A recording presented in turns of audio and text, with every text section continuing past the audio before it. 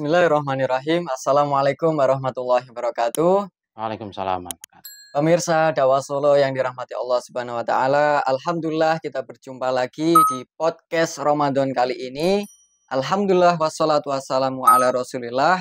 Nikmat yang luar biasa, kita masih dipertemukan kembali dan Masya Allah masih disertai oleh Bunda kita, yakni Ustadz Solahuddin, yang Masya Allah kemarin telah membahas tentang perekonomian syariah.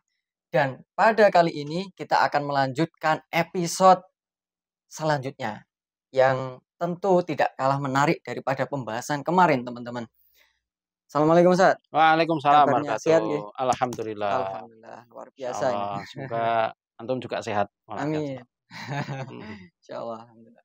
Begini Ustaz, kalau kita melihat krisis ekonomi global itu kan memiliki dampak signifikan pada perekonomian Indonesia ini. Ya. Terutama melalui jalur perdagangan internasional.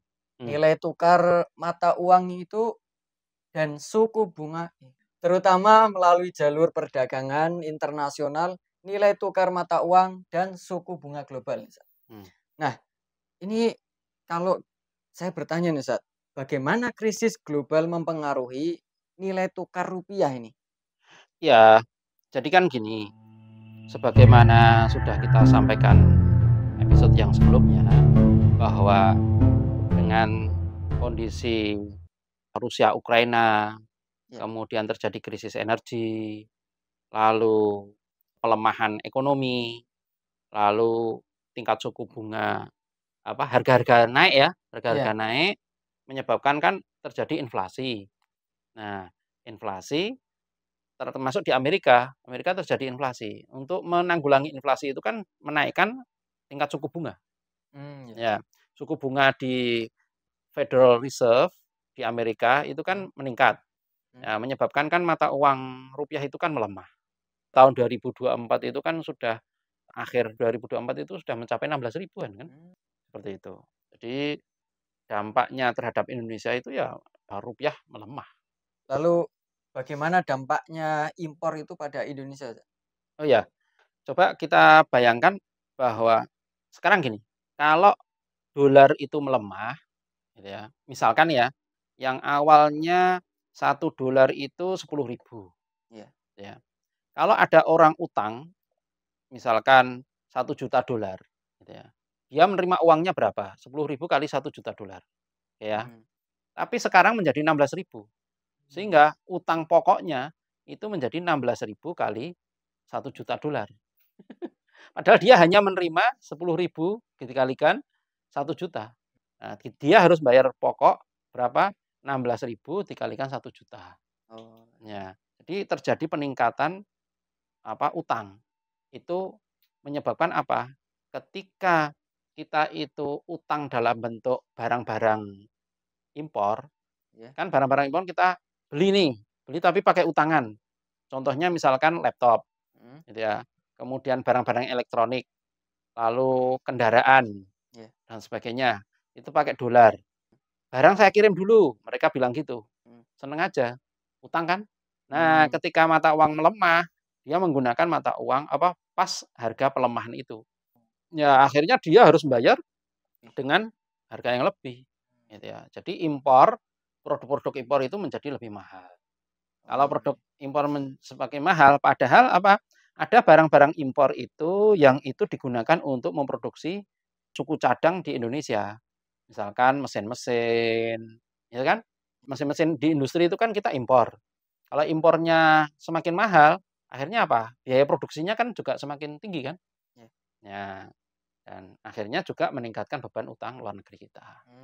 Gitu. Tapi di sisi lain ya ada yang juga disenangkan, diuntungkan. Itu para eksportir. Oh iya. Ya, para eksportir akan senang. Wah, berdoa terus. Ya Allah, semoga rupiah melemah kayak gitu dibandingkan dengan dolar ketika dia itu adalah eksportir. Tapi kalau importir, doanya adalah ya Allah, semoga mata uang rupiah itu menguat dibandingkan dengan rupiah sehingga saya membeli harga itu lebih murah kayak gitu. Jadi ini kayaknya ada perang doa ini. Masya Allah. Karena Lalu ini Zat, bagaimana kondisi utang luar negeri pada Indonesia ini? hmm, kalau saya melihat pelemahan mata uang rupiah terhadap dolar, Mhm. berarti utang luar negeri Indonesia itu yang diterima itu jauh lebih sedikit dibandingkan dengan yang dibayarkan. Mmm, Kenapa? Iya, tadi kan yang diterima sekian, tapi ketika mau bayar mata uangnya lemah. Akhirnya kan dia bayarnya harus lebih banyak gitu ya. mmm, Jadi pada kuartal 3 tahun 2024 itu utang luar negeri itu sudah mencapai 402,8 miliar. Jelas meningkat dibanding tahun sebelumnya. Ya. Itu baru dolarnya, belum rupiahnya. Kalau dibayar jelas, wah semakin meningkat itu ya pokoknya. Kayaknya menarik ini, perlu ada penelitian, iya. penelitian kecil-kecilan itu ya. Mata uang pokoknya berapa ketika utang itu pokoknya berapa. Iya. Kemudian ketika bayar itu menjadi berapa Mmm, rupiah. Nah, terus kemudian bunganya menjadi berapa. Itu saya dengar-dengar sekarang ini, kita harus membayar apa, bunga ya, utang bunga lebih besar daripada pokoknya. Naudzubillah min dzalik. mmm. Lalu apakah inflasi domestik itu turut berdampak ini, Zat? Ya jelas. Tadi kan sudah kita sampaikan bahwa ketika barang-barang impor sebagai suku cadang untuk produksi itu tinggi, gitu ya, bahan-bahan bakunya Iya. diambilkan dari luar negeri tinggi, menyebabkan apa? Ya akan terjadi tingkat inflasi domestik gitu ya.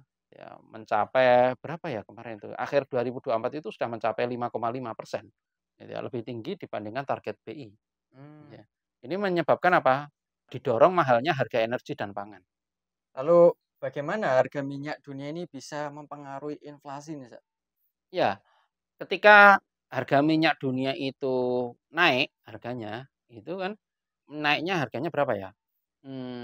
85 sampai $90 ya per barel, itu akan Mmm. meningkatkan biaya produksi dan distribusi sehingga menambah tekanan inflasi. Oh, Mhm, oke. Lalu untuk bagaimana dampaknya pada pembayaran utang pemerintah ini, Zat? oke. Jadi alokasi APBN untuk pembayaran utang itu tahun 2024 ya, itu Iya. mencapai 848 triliun. Wah, triliun loh ini, itu uang semuanya itu. Itu sudah termasuk pokok dan bunga utang. Nah, kalau melemah ya, mata uangnya melemah, rupiah melemah, tentunya tahun 2025 ini pembayaran utangnya akan semakin lebih lebih memberatkan, Mmm, gitu ya. Itu iya. akhirnya apa? Kalau utang banyak, gitu ya, padahal uang yang diterima sedikit, ya lebih sedikit daripada pembayarannya, itu cara menyelesaikannya gimana? Biasanya dengan pajak. Oh, iya iya. Ya, akhirnya Berat. banyak yang kena pajak, hal-hal apa saja banyak yang ada hal pajak-pajak baru atau kenaikan-kenaikan pajak, gitu ya. Diprediksi seperti itu, yang Mhm. menyebabkan apa, akan memberatkan rakyat banyak. Iya betul sih, Zat. Mhm. Terus apakah rasio utang terhadap PDB itu masih aman, Zat? Ya, begini ya, kalau dari sisi teori itu selama belum sampai 50% Iya. itu masih dalam batas aman, gitu Ah, ya.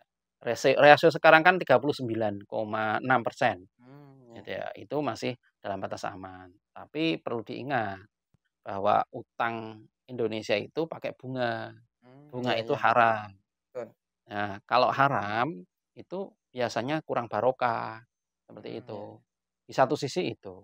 Tapi di sisi lain juga kita perlu perhatian terhadap tekanan global dan pelemahan rupiah, ya. Itu akan meningkatkan risiko fiskal.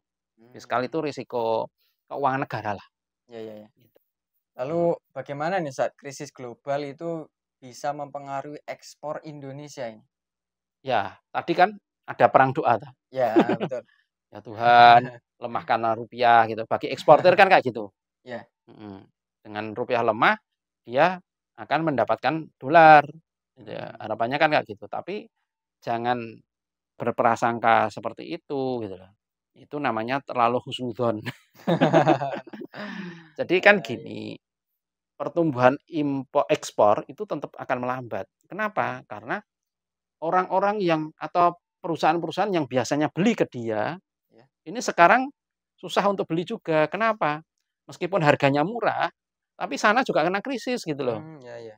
gitu ya. Sana juga kena krisis, gitu ya, krisis ekonomi, kemudian macam-macam lah. Menyebabkan apa?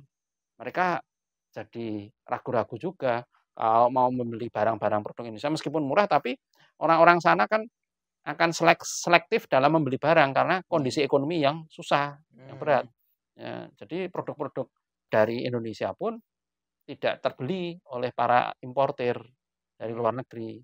Karena, waduh, lawang kondisi negara-negara maju aja sekarang lagi susah, gitu kan, gimana mau beli barang-barang impor gitu, yang itu memang tidak begitu dibutuhkan, bukan kebutuhan pokok gitu loh ya, kecuali kalau kebutuhan pokok. Tapi Indonesia itu kebanyakan kan mengekspor barang-barang yang misalkan handicraft, furniture, mebel, dan seterusnya kan. Tapi kalau barang-barang yang itu kebutuhan pokok, energi, dan sebagainya tetap jalan terus. mmm, iya. Lalu apa penyebab utama dari perlambatan ekspor ini, Ustaz? Ya, kan Indonesia itu mengalami perlambatan ekspor itu karena ada permintaan global yang turun. Mmm, Tadi kan saya sampaikan iya, bahwa meskipun Indonesia itu produk-produk ekspornya murah bagi mereka, gitu ya, tetapi mereka akan berpikir, "Loh, nanti yang beli siapa?" Gitu kan ya. iya, Yang beli siapa, wong kondisi ekonominya juga lagi susah, gitu ya. mhm, Di samping itu terlebih ada persaingan secara global dengan Cina, gitu ya. Wong produk batik aja sudah di-copy paste sama sana, iya, gitu kan ya. Nah, di samping juga ada penurunan harga komoditas, gitu ya. mmm, Jadi ada indikasi itu 2025 itu harga komoditas utama seperti batu bara dan CPO itu juga akan mengalami penurunan harga komoditas. Wah, mmm. padahal itu yang sangat diharapkan kan, gitu. Iya, iya, iya. Terus bagaimana suku bunga menjadi acuan dalam mempengaruhi ekonomi domestik, Ustaz?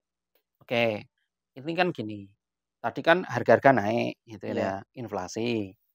Nah, harga-harga naik, inflasi, itu solusinya dalam ekonomi konvensional itu bank sentral, yaitu kalau di Indonesia itu namanya Bank Indonesia, iya, itu akan menaikkan suku bunga, gitu ya. mmm, Contohnya adalah suku bunganya itu menjadi 6,25% misalkan.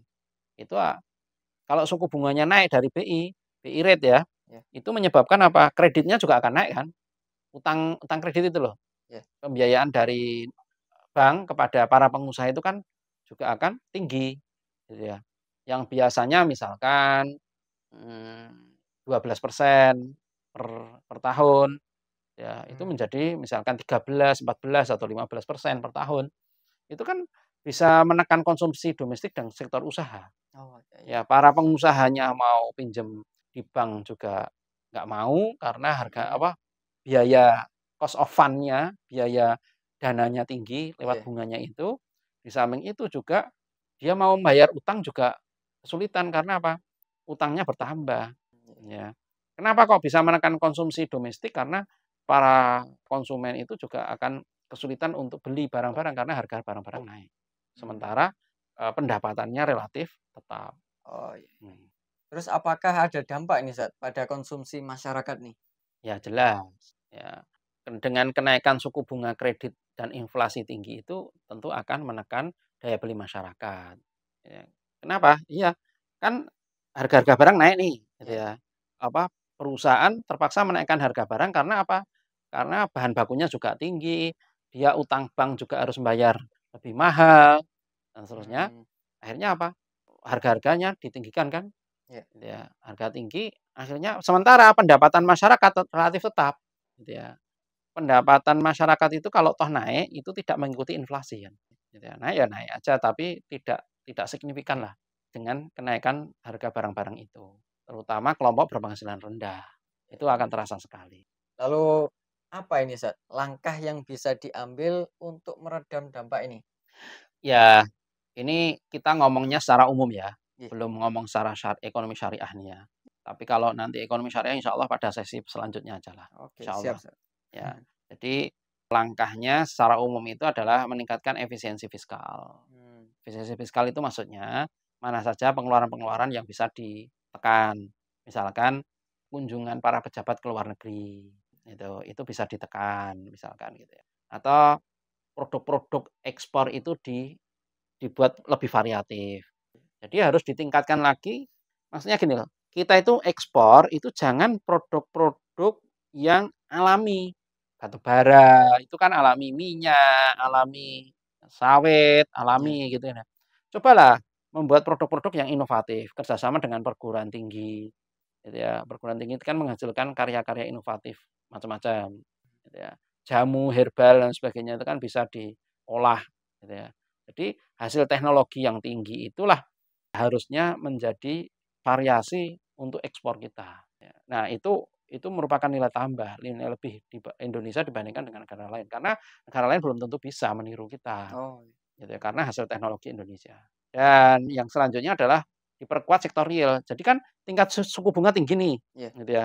Orang akan berbondong-bondong memasukkan uangnya di bank, Hmm. gitu ya. Dan ketika tingkat suku bunga tinggi di Amerika, para investor yang ada di Indonesia yang dari luar negeri nih ya, Iya. mendingan dia narik uangnya di saham, di mana-mana ditarik uangnya malah dimasukkan di bank sentral sana Hmm, di iya, iya. Amerika gitu ya. Nah, itu namanya sektor non real. Nah, harusnya kalau solusinya untuk meredam dampak ini adalah dengan memperkuat sektor real. Sektor real itu artinya duitnya itu jangan dimasukkan dipakai bunga, tapi dikerjasamakan, disyirkah, udah syirkahin aja. Oh, iya, iya. Bukan udah nikahin aja loh ya, tapi udah syirkahin aja, gitu ya. Masya Nah, Allah. itu insya Allah akan membantu mengurangi dampak krisis global, tapi sifatnya temporal, sementara. Hmm, iya. Karena nanti kalau pengen yang fundamental, yang tidak temporal, kayaknya kita perlu memperbandingkan antara ekonomi syariah dengan ekonomi konvensional, insya Allah Hmm. pada sesi berikutnya, insya Allah. Masya Allah, luar Mhm. biasa nih ilmunya Ustadz. Dan teman-teman, kita nggak sabar ya untuk menunggu daripada episode selanjutnya ini terkait bagaimana perbandingan antara ekonomi konvensional dan ekonomi syariah. Maka teman-teman jangan sampai kelewatan pada episode selanjutnya. Tetap pantau terus di channel Dakwah Solo pada sesi Ramadan ini. Apabila ada kurang lebihnya, mohon maaf. Kami akhiri. Wassalamualaikum warahmatullahi wabarakatuh. Waalaikumsalam warahmatullahi